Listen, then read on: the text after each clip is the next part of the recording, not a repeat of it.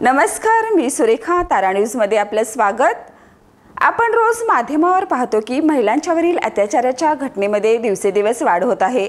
आश्वासने दिली जातात, पण न्याय मिळण्याची प्रक्रिया मंदावलेली दिसते. यामुळे महिलांचा आक्रोश अधिकच तीव्र झालाय. महिलांच्या सुरक्षिततेच्या दृष्टीने असंख्य कायदे आहेत, पण त्यांच्या अंमलबजावणीत मोठ्या प्रमाणात त्रुटी जाणवत आहेत. सरकारकडून ठोस पावले उचलली जावीत अशी अपेक्षा सर्वसामान्य महिला करीत आहेत. नमस्कार, मी निकिता माने, विधाता सामाजिक फाउंडेशनचे अध्यक्ष. आता सध्याच्या घडीला महिला मुली सुरक्षित नाहीयेत. अगदी कळीचा मुद्दा बनून राहिलेला आहे की रोज पेपर बघितला, बातमी काहीतरी वेगळं वाचायचं म्हणलं तर वेगळं काही दिसत नाही. रोजच्या पेपरला रोजच्या दिवसाला काहीतरी बातमी अशी असते की कुठेतरी मुलींचा छळ झालाय, महिला सुरक्षित नाहीयेत, एखाद्यावर बलात्कार झालाय, विनयभंग झालाय, या सगळ्या गोष्टी रोजच्या झालेल्या आहेत. अगदी कळीचा मुद्दा बनून राहायला म्हणलं तरी ते काय हरकत नाही. तर एक समाजात राहताना सामाजिक भान ठेवून बोलायचं म्हणलं तर एक एवढंच सांगेन की सरकारनं कायदा चांगला असताना सुद्धा तो चांगला ठेवला पाहिजे. चांगला कायदा म्हणजे काय तर अशा गोष्टींसाठी कायदे आहेत चांगले की फाशीची शिक्षा म्हणा किंवा जन्मठेप, म्हणजे ज्या गोष्टी आहेत त्या गोष्टी अंमलात आणून कायदा चालवणारा चांगला पाहिजे. आता म्हणजे काही नवीन काढायचंच नाही. शिळ्या झालेल्या बातम्या म्हणलं आता जरी बोललो आणि उद्या जरी ऐकला तरी बातमी तीच राहणार आहे की आज ही झाली ती झाली, हे घडतच राहतं. तर मला असं वाटतंय की सरकारनं कायदा चांगला असताना कायदा चांगला चालवला पाहिजे, तो अंमलात आणलं पाहिजे.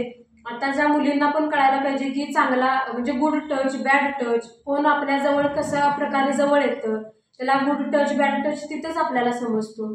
आणि आपल्या महिला सुरक्षित राहिल्याच पाहिजे. महिला सुरक्षित असतील तरच पुढचं भविष्य देश सुरक्षित असेल. आणि कधीही काही कुठल्या महिलेला अडचण आली तरी तुम्ही आमच्या फाउंडेशनशी संपर्क साधू शकता. आम्ही नेहमी तुमच्या मदतीसाठी तत्पर असेल. धन्यवाद. नमस्कार, माझं नाव सुचित्रा दिनकर पाटील, राहणार सध्या जीवबानांना जाधव पार्क.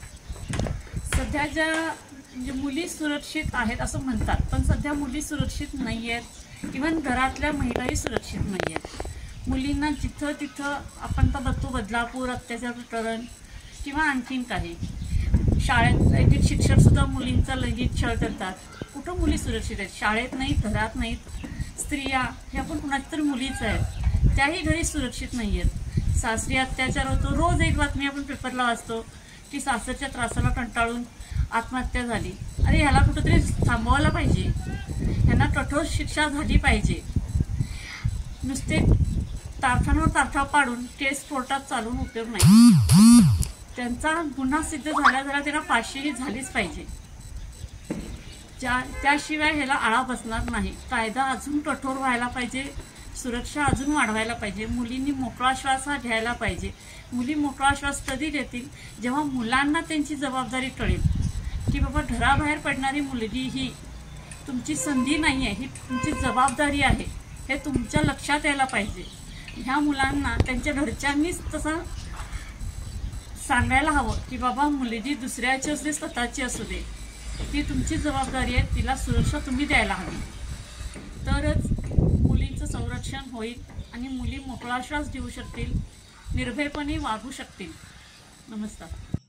नमस्कार, मी गीता सर्जेराव पवार बालिंगेतून बोलते. मला असं वाटतं की मुलींनी म्हणजे चटणीचे डुक्याचे स्प्रे वगैरे ठेवावे. पेपर स्प्रे ठेवला तरी चालेल.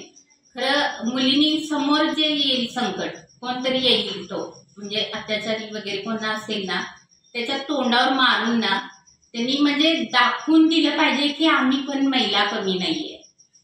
त्यांना थरथरलं पाहिजे.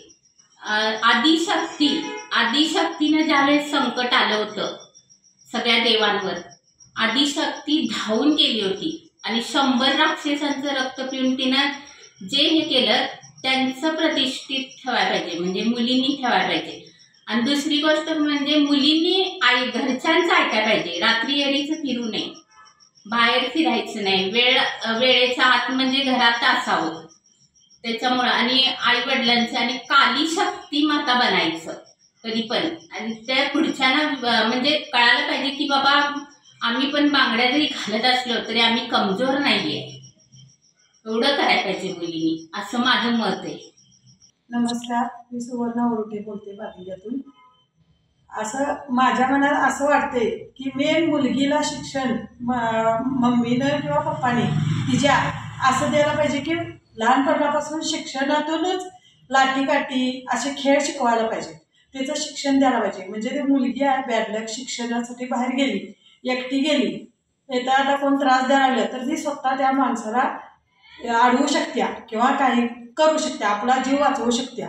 आणि मम्मीनं किंवा कोणी संघ असलं तर पोलिसांना फोन करून लगेच ताबडतोब शेजाऱ्यांनी बोलून घ्यावं की असं असं या मुलगीला त्रास देण्यात येत आहे आणि तुम्ही ताबडतोब या. तोपर्यंत खरं त्या मुलगीला असं शिक्षण द्यायचं की ती पोलीस तिथंपर्यंत पोहोचतोपर्यंत त्या मुलगीनं त्यांना अडवलंच पाहिजे. आणि जर अत्याचार किंवा हे केलं, अतिप्रसंग केला तर त्या शासनानं त्यासने अशी कठोर शिक्षा करावी की किंवा फाशी किंवा जन्मठेप अशी शिक्षा द्यावी. जन्मठेप जरी दिली तर थोडी दिवसात ते बाहेरच पडतात, परत ते रागानं करू शकतात काहीतरी. त्याच्यापेक्षा फाशी दिली की त्याचं नामोनिशाणच मिळतं ना. त्या फाशीच्या भीतीने ती परत कुणालाही त्रास देणार नाही असं त्यांच्यावर दडपण शासनाला आणणार. नमस्कार, मी गीतांजली डोंबे, जिद्द फाउंडेशन अध्यक्षा. मी लहानपणापासून बघत आले, ऐकत आले महिलांच्यावरचे अत्याचार, महिलांच्यावरती जे बलात्कार होतात ते मी लहानपणापासून बघत आले. पण माझ्या मनात एवढी चीड आहे त्याबद्दल. किती दिवस हे चालणार? आपण भारत मातेसारख्या पवित्र ठिकाणी राहतो आहे आणि आपल्याला ह्या गोष्टी अशा ऐकायला मिळतात.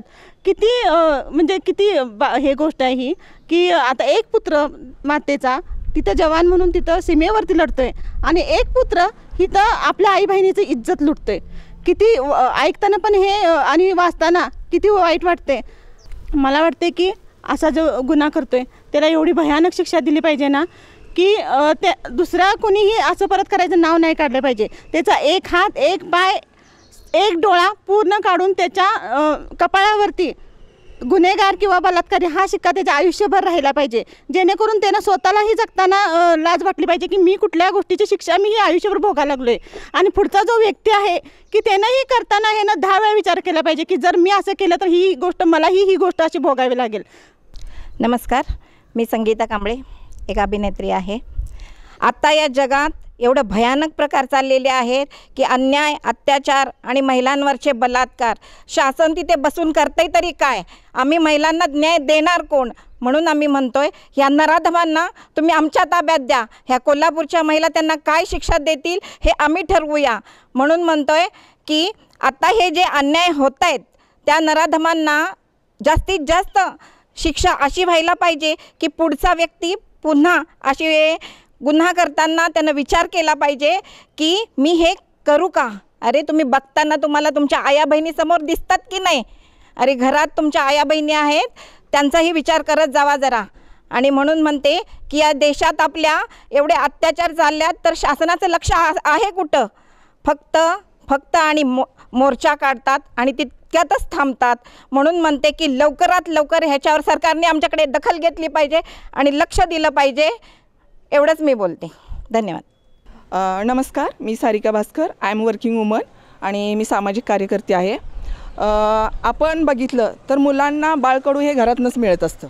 आपल्या घरी जर एखादी आपल्याला मुलगी आणि मुलगा असेल तर नेहमी आपण मुलीला सांगतो की बाबा तू बाहेर जाऊ नको, तू असं करू नको तसं. पण हे पूर्ण चुकीचं आहे. आपण आपल्या मुलालासुद्धा तितकंच ज्ञान दिलं पाहिजे की मुलींचा रिस्पेक्ट केला पाहिजे, महिलांचा आदर केला पाहिजे. इतिहास वाचला आहे पण तो इतिहास काय वाचला हे मुलांना माहिती आहे का? ज्या जिजाऊंनी शिवबांना घडवलं ती जिजाऊ कुठं तर पाठीमागे राहिले असं वाटत नाही का? आज ज्या मुलीवर बलात्कार झालेला आहे, मला वाटतं आहे दिल्लीतल्या प्रकरणापासून जे निर्भयाचं घडलं, कोपर्डीचं घडलं, फक्त मेणबत्त्या लावायचं काम केलं आहे. आणि मेणबत्त्या पण अशा लावलेत आपण त्या आपल्या स्टेटसपुरत्या. म्हणजे समाजातली मानसिकता इतकी मरून गेले की झालेल्या जीवाचा जो त्रास आहे, एखादा बघा आपल्याला एखादा ब्लेड कट झाला तर आपल्याला किती वेदना होतात आणि त्या मुलीवर इतका अत्याचार होऊन मग तिचा जीव जातो. म्हणजे इतका हा भयानक प्रकार आहे. आणि तो झालेला 4 भिंतीतला प्रकार त्याचा आपण सोशल मीडिया करून त्याचे व्हिडिओ करून ह्यातनं तुम्हाला काय साध्य करायचं आहे? अहिंसा परमो धर्म ही आपली समाजाची विचारसरणी. मग ती अहिंसा बाजूला राहून हिंसा किती वाढल्या ह्याचा तुम्ही विचार केला आहे का? कुठल्या, आता मी म्हणते महिलांना, आता हे माझं बोलणं चुकीचं आहे कारण मी महिलांच्यासाठी बोलत आहे, पण महिलांच्या विरोधात बोलणं चुकीचं आहे. पण काही गोष्टीसुद्धा आमच्या हातात आहेत. ज्यावेळी मुलं आपल्या घरी शाळेत येतात 11 ते 5 या वेळेत, दिवसभर आपल्याकडे नसतात, जी राहिलेली वेळ असते ती टोटल वेळ आपण आपल्या मुलांसाठी देणं गरजेचं आहे. पुस्तकातलाच तुम्ही आता काय इंग्लिश मिडियमचं फॅट तुमच्या डोक्यात बसलेलं आहे, होमवर्क झाला पाहिजे, सोशल त्यांना तुम्ही गोष्टी काय शिकवलेत की समाजात आपण कसं वावरलं पाहिजे, काय केलं पाहिजे, तुम्ही कितपत त्यांना इतिहास शिकवला आहे ह्या. आणि अभ्यासक्रमातल्या ज्या गोष्टी आहेत, मला वाटते महिलांचा ठराविक वेळ 7 ते 10 फक्त सिरियल बघण्यात जातो. मी त्यांना नावं ठेवत नाही, टाईमपास हा झालाच पाहिजे, मनोरंजन झालं, पण 11 ते 5 वेळेत तिथून पुढचा वेळ मूल आपलं काय करते काय नाही ह्यावर लक्ष दिलं पाहिजे. आता एका गोष्टीबद्दल मी बोलेन, मोबाईल म्हणण्यापेक्षा ना अणुबॉम्ब जर नाव दिलं ना खूप बेटर होईल, कारण का तो प्रत्येकाच्या हातात आला आहे आणि सगळं डिस्ट्रॉय व्हायला लागलं आहे. त्याच्यामुळं अणुबॉम्ब ज्यावेळी पडतो त्यावेळी ठराविक माणसं मेली जातात, पण ह्या गोष्टीमुळं आपलं घराला आग लागायला लागली, आपलं मूल काय करायला लागले. ज्या मुलांना अभ्यासात काहीतरी शिकायला पाहिजे त्या मुलाला ज्या नको त्या वयात त्या नको त्या गोष्टी त्या मोबाईलमधून समजायला लागले. मग ह्या गोष्टीवर बॅन का येत नाही शासनाचा? अर्थात आला पाहिजे.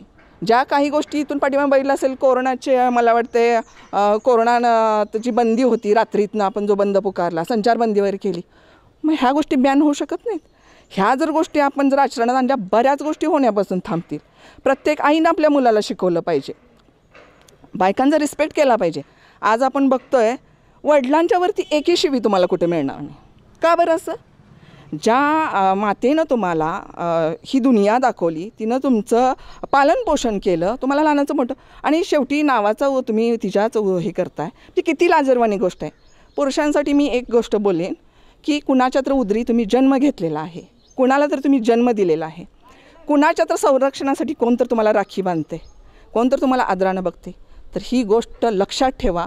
तुम्हाला निसर्गानं पुरुष म्हणून जन्माला घातले, कुणाला तरी निराधाराला आधार द्यायला, त्याचा आधारही हिसकावून घ्यायला नाही. तर तुमच्या नावाला साजेसं असं करा. महिलांना मी विनंती करते, नुसत्या मेणबत्त्या घेऊन काहीही होणार नाही आहे. आत्ता मशाली हाती घेणं गरजेचं आहे. शासनाला मी खरोखर विनंती करते, जिच्यावर अत्याचार झाला आहे त्यांनी त्या मरण यातना तर भोगायच्याच आहेत, पण आणि न्यायासाठी दारोदार फिरायचं आहे, मग हा कुठला न्याय? ही कुठली संस्कृती आमची? मग जर ह्याचा जर कुठं तर उद्रेक जर झाला तर लोक रस्त्यावर उतरायला लागतील, जर ह्या गोष्टीची तुम्ही दखल नाही घेतली तर. आज एका बाईला विचार करावा लागायला लागला की मी मुलीला जन्म देऊ का नको, मग तुम्ही त्याच्यावरती बॅन आणला की बाबा ती गर्भतपासणी करायची नाही. मग तेवढं तुम्हाला जर वाटतंय ना, तिथं जशी यंत्रणा राबतात, तुम्ही त्या डॉक्टरना पकडताय त्या लोकांना, मग जिथं ही गोष्ट होते ना त्या लोकांना शिक्षा द्यायला काय अवघड आहे? एका निरपराधाला शिक्षा होण्याची संविधानात संविधानात म्हणत नाही मी, न्यायालयात हे केले, नमूद केले की एखाद्या निराधाराला शिक्षा होऊ नये निरपराधाला. मग जिच्यावर अन्याय घडला ती निरपराध नाही का? ती नाही आहे. तिच्या आबरूचे उठलेले धिंडोळे म्हणा, वाभाडे म्हणा, ती एकटी संपली का? नाही, तिचं सगळं कुटुंब संपलं आहे त्याच्यात. मग न्यायालयीन व्यवस्थेत तिच्या भावनेला किंमत नाही आहे, म्हणजे भावनांना मानत नाहीत कोर्टात, पुरावे लागतात. पण त्या वारंवार होणाऱ्या वेदना त्या मुलीच्या आईला जाऊन तुम्ही कधी विचारले? त्याचं तुम्ही कधी त्याची जाणीव आहे तुम्हाला? त्यामुळं मी शासनाला हात जोडून विनंती करते की हा क्रायसिस थांबलाच पाहिजे आणि ही वेळ आमच्या देशात तरी येऊ नये की आम्ही महिलांनी आम्हाला न्याय द्या म्हणून रस्त्यावर यावं. अशी न्यायव्यवस्था असू नये असं मला वाटते. कठोरात कठोर कायदे निघावे आणि जास्त त्याचं हे नव्हता, महिलांना लवकरात लवकर न्याय मिळावा. आणि झालेल्या मुली जो अन्याय झाला आहे त्याच्याबद्दल आमच्या अंतःकरणात ज्या प्रतिक्रिया आहेत त्या आम्ही कॅमेरासमोर अजिबात बोलू शकत नाही, कारण देवाने आम्हाला स्त्री म्हणून मर्यादा दिलेल्या आहेत, त्या मर्यादेचं उल्लंघन आम्ही कधीच करू शकणार नाही. नमस्कार. विजयमाला पाटील, सामाजिक कार्यकर्ती, आणि बऱ्याच सामाजिक कार्याची आवड आहे आणि त्याच्यात मी ॲग्रेसर पण आहे. आता आजचा जो विषय आहे बलात्कार विषयी, तर बलात्कार काय शासन झोपलेलं आहे? कारण का शासनाला अजून जागच आलेली नाही. एवढ्या मुली आज शिवाजी महाराज, जिजाऊ, जय शिवाजी जय शिवराव म्हटलं म्हणजे सगळं त्याच्यामध्ये आलेलं नाही. आज त्यांच्या त्या घोषवाक्याला तुम्ही आज कलंक लावताय, काळं फासताय. परंतु आज मुख्यमंत्र्यांनी लाडकी बहीण योजना सुरू केली, ती खरोखर मुख्यमंत्री साहेब तुम्हाला एक विनंती आहे, लाडकी बहीण योजना तुम्ही 1,500 रुपये महिना त्यांना देताय, पण खरोखर ती लाडकी बहीण तुमची तुमचं ते खाण्यासाठी जिवंत राहील काय हे लक्षात घ्या. कारण का ते 1,500 रुपये जर तुम्ही तिच्या सुरक्षिततेसाठी तिच्या स्वखर्चासाठी जर देत असाल तर ती बहीण तुमची सुरक्षित आहे का? त्या सुरक्षित बहीण जर जगली तरच ती खाऊ शकते. मग तुमच्या लाडक्या बहिणीचा हे तुम्ही 1,500 रुपये चालू केलेत, का उपयोग त्याचा? आणि तुम्ही गुन्हेगारांना पकडताय, बलात्कार झाले घेऊन जाताय, पकडताय, त्यांना अटक करताय आणि चांगल्या ठिकाणी त्यांना ठेवताय, त्यांना सगळं पुरवल्या जाते, तो तिथं पोचतोय, तो तिथं छानपैकी राहतोय, तो तिथे 4 महिने 6 महिने वर्षभर तो पैसे भरून सुटून येतोय. कायदा काय करतोय? तो तिथं त्याला ठेचून मारला पाहिजे, त्याला जागेवर खलास केला पाहिजे, त्याचे हात पाय तोडले पाहिजेत, त्याचे डोळे काढले पाहिजेत, त्याला आपली आई बहीण आठवली पाहिजे. ज्या आईच्या पोटी त्यांनी जन्म घेतला आहे ती पण एक स्त्री आहे आणि स्त्री म्हटल्यानंतर तिचं सर्वस्व एकच असते, तिचं ब्लड एक आहे. तुझ्या आईचं ब्लड वेगळं आणि त्या स्त्रीचं ब्लड वेगळं नाही आहे, मग ती पण तुझी बहीण आहे. मग हे लाजा वाटायला पाहिजेत हे असं करायला तुम्हाला, आणि तुमच्या आया बहिणी आठवल्या पाहिजे. आणि सरकारला एक विनंती आहे, जर तुमच्या घरात हे प्रकार घडले, तुमच्या आया बहिणींवर बलात्कार झाले, त्यांना जर तोडातोडी केली तर तुम्ही जागे होताल का शांत बसताल ह्याचं उत्तर सरकारकडून पाहिजे. आणि कायदा हा कडक झाला पाहिजे. कायद्यात तरतूद फाशी, डायरेक्ट त्या गुन्हेगाराला फाशी आणि त्याला कठोर म्हणजे कठोरातलं शासन झालं पाहिजे, तो जिवंत नाही राहिला पाहिजे. तर समोरचा जागा होईल आणि त्याला वाटेल की बाबा आता आपल्याला मरणाशिवाय पर्याय नाही आहे. कारण शासन खूप कडक झाले, कायदे खूप कडक झालेले आहेत आणि आता हे कुठंतरी थांबलं पाहिजे, ह्याला कुठंतरी वाचा फुटली पाहिजे. आणि ज्या नजरेतून आपण तिच्याकडं वाईट नजरेने बघतोय तीच नजर चांगली ठेवून ही माझी आई आहे, ही माझी बहीण आहे, ही माझी वहिनी आहे, ती माझी काकू आहे, या नजरेनीच त्या नाराधामाने पाहिलं पाहिजे. तरच हे कुठंतरी थांबणार आहे. आणि ह्या गुन्हेगारांना जेलमध्ये ठेवून काहीही उपयोग नाही, त्यांना डायरेक्ट फाशी दिली पाहिजे. ते खात्यात पित्यात मजेत राहतात, पैसे भरतात, त्यांना तुम्ही सोडून देताय, का उपयोग त्याचा? ह्या सरकारच्या गांडीत दम नाही आहे, हेच मला बोलायचं आहे. आता काय सरकार करतोय? सरकारला नियम काही कायदे माहिती नाहीत. वरून काय आले, कुठून मोठ्याचा मुलगा काही कर, पैसे भरून तो सुटला. अरे गरिबांनी काय करायचं? गरिबाच्या मुलींनी काय करायचं? एक तर मुलींची संख्या कमी झालेली आहे आणि तुम्ही मुलींवर अत्याचार करताय, मुलींना मारताय. अरे तुम्ही जर मुलींना मारत राहिला तर तुम्हाला बायका कुठून मिळणार, तुमचा संसार कुठून होणार? याची लाज वाटायला पाहिजे तुम्हाला. आणि हे सरकारने कडक नजरेने ह्या कायद्याकडे बघून कायद्यात ताबडतोब बदल करायला पाहिजे, नाहीतर खूप मोठी आंदोलनं होतील. एवढीच माझी शासनाला कळकळीची विनंती आहे. सोनिया कारवेकर, स्वराज्य पत्रकारची अध्यक्ष आहे. मला सांगावंसं असं वाटतं की आज जगामध्ये इतके बलात्कार वगैरे होतात, स्त्रियांच्यावरती अत्याचार होतं. आपल्या मुलींना आज बाहेर पाठवायचं की नाही हा मोठा प्रश्न पडलेला आहे. मुली जशा मोठ्या मोठ्या होत राहतील, प्रत्येकांना मुली आहेत, मुलगे आहेत, पण मुलींना पाठवायचं की नाही शिक्षणासाठी हा मोठा प्रश्न होऊन बसलेला आहे. जिकडे पाहाल तिकडे कधी बलात्कार. कसं व्हायचं आज ह्या जगामध्ये? हे असे बलात्कार करणारे जे कधी पापी लोक आहेत ह्यांना जर आमच्या हातामध्ये जर दिलात तर खरोखर त्यांना सुरी घेऊन पूर्ण त्यांच्या चिरा पाडून त्याच्यामध्ये मीठ भरलं जाईल, अशी त्यांना शिक्षा कठोर आम्ही स्वतः देऊ. सरकार तरी काय शांत झोपलेलं आहे? बाकीच्या गोष्टीमध्ये सरकाराचं लक्ष आहे, ह्याला बंदी घाल, त्याला बंदी घाल, ते कर, असं कर, तसं करतो. पण ह्या बलात्कारावरती काही तो कधी विचार करत नाही आहे. आमची एकच विनंती आहे की ज्या वेळेला स्त्रिया रोडला उतरतील त्यावेळेला सरकारांना फार महाग पडेल. हे होण्याआधीच सरकारांनी ह्याची आमची दखल घेऊन काहीतरी ह्यातून मार्ग काढावा, एवढीच विनंती आहे. तर या प्रतिक्रिया आपल्याला स्पष्टपणे सांगतात की महिलांना आता केवळ आश्वासनं नको आहेत, तर ठोस कारवाईची गरज आहे. सरकारने हे समजून घेतले पाहिजे की महिलांची सुरक्षा आणि न्याय हे अत्यंत महत्त्वाचे मुद्दे आहेत आणि त्याकडे गांभीर्याने लक्ष दिले पाहिजेत. तर आम्ही तुम्हाला अनेकांच्या प्रतिक्रिया ऐकवल्या, अनेकांनी रोष व्यक्त केला, तर अनेकांनी सुरक्षितेच्या दृष्टिकोनातून कायदा काय काम करतो हे सांगितलं. त्यामुळे महिलांची सुरक्षा आणि न्याय हे किती महत्त्वाचं आहे कार्यक्रमातून नक्कीच जाणवलं असेल. तर तोपर्यंत सावध राहा आणि सुरक्षित राहा.